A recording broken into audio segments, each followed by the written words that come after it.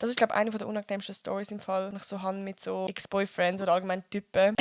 Irgendwie habe ich so eine Memo gemacht an ihn, also schnell die Lage abchecken, dass ich seit Jahren mein Crush, meine Eier sind sonst schon am Zittern und ich will perfekt wirken und ich will, dass er sich auch in mich verliebt, okay? Und jetzt will ich kurz wissen, ich habe die Memo gemacht und ich habe so einen leichten Druck verspürt.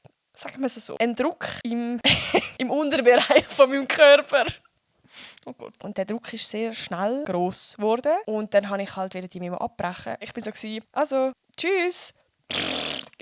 Exactly so. Und es ist nicht auch so ein leisiger Fuß, sondern so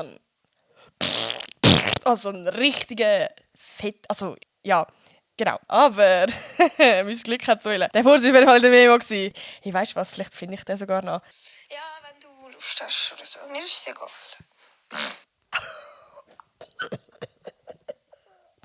Gögo! Habt ihr den gehört?